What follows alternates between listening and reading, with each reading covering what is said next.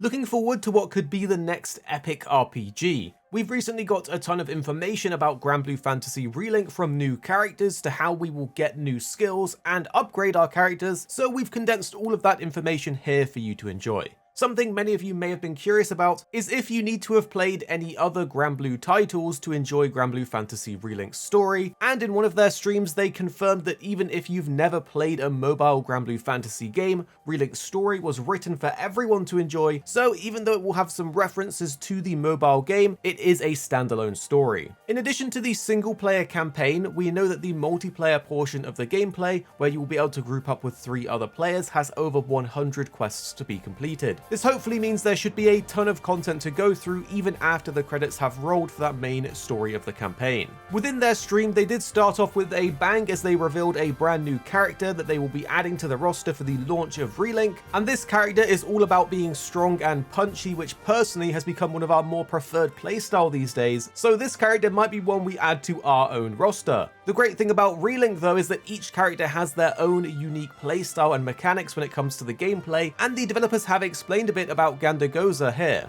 presenting the master of the Eternal Rage style, Ghandagoza. As for his playstyle, he is of course a bare-knuckle brawler. He uses his overwhelming strength to beat his opponents to a pulp. This is his unique action, Raging Fist. He gathers power in the form of Eternal Rage by performing combos. The more rage he has, the more damage he'll do with Raging Fist. In fact, at max level, Raging Fist is enough to significantly damage a boss in even a single blow. The developers said that it will take some time to get used to him, but if you're into masters of epic close combat styles, then this fighter is definitely going to get you hooked. There's also going to be even more characters that will be revealed later down the line, as during the stream they reiterated that this isn't the last character that they will be adding into the game, so we're interested to know if there's any particular playstyle or character types that you would like to see added into the Granblue universe, or perhaps a returning character that you want to see. Next, we got some insight into some of the notable NPCs that will be appearing in the game, both friends and foes, and the first person they showcased was a reliable handyman Roland, who will be joining the crew on the ship after a certain incident occurs in the story. He'll basically act as a confidant for the crew.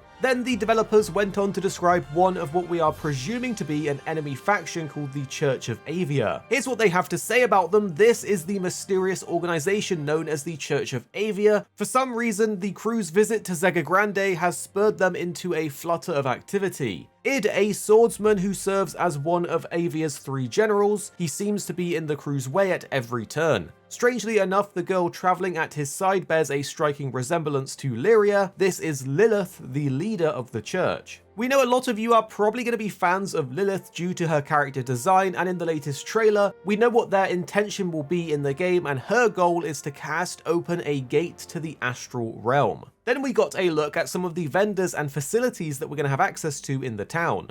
We know that towns will function as bases, and this is where we will be able to accept quests or side quests and upgrade our weapons. If you are online, the towns will act as an online lobby, similar to how lobbies worked in Monster Hunter, so you will be creating lobbies for parties to meet up and organize before heading out onto your adventure. But how did you start a quest, and what are they? Quests are managed by an organization called the Crew Alliance Rafale, and this is where we will be taking our quests from. The actual quests themselves will come in different varieties, and there are going to be many types of quest objectives, including defeating strong bosses, taking out hordes of enemies, and defending certain targets. As well as mentioned earlier, there's going to be over 100 quests available, so the developers are saying that there will be no shortage of adventure to be had, which is a great thing to hear. That is, as long as they don't get repetitive. Alongside the quest counter will be Sierra Carte, I think that's how you say it, and her knick-knack shack.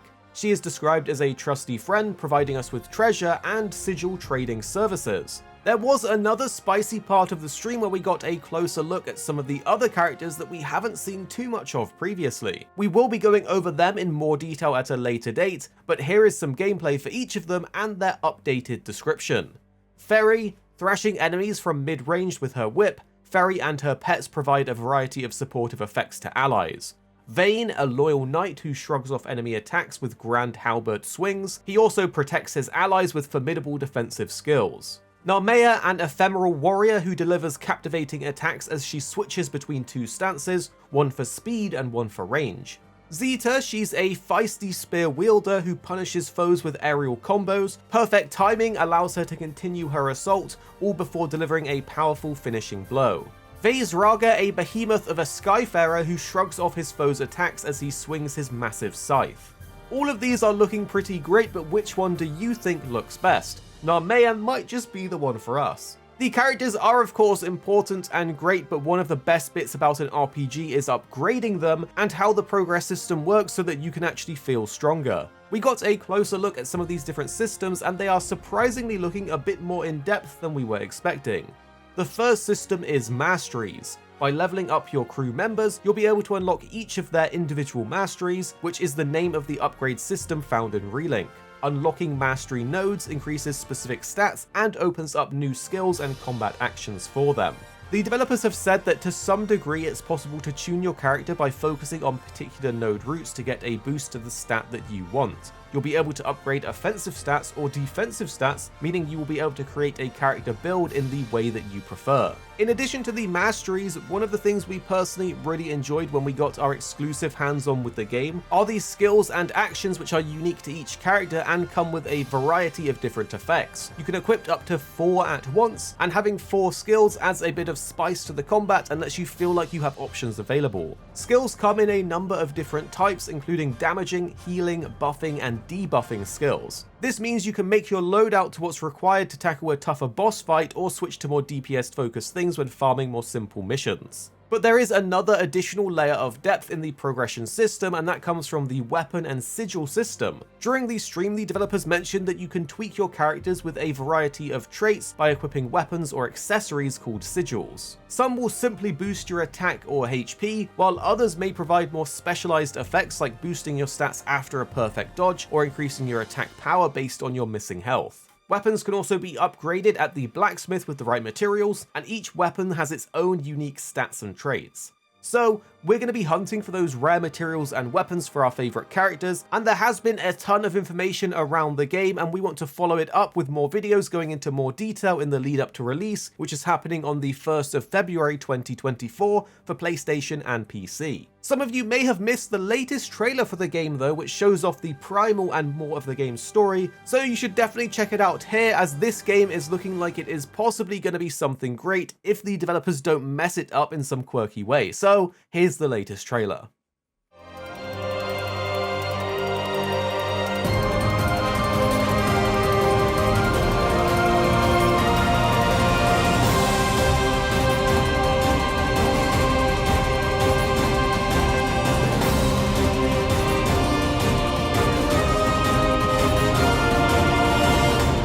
The astral realm is Lilith's home. One way back is to restore the forbidden primal. She will utilize the power of the 4 primals and attempt to cast open the gates once more. You can tell primal beasts were weapons created by astrals. Their powers are capable of untold destruction. Primal beast? Is that what you call primeval gods? I sense something, but I can't put a finger on what. That doesn't look right from up here. Oh no! Feels like overkill for a glorified treasure. Something's blocking me! I can't get through! Oh, primeval god, I beg your forgiveness.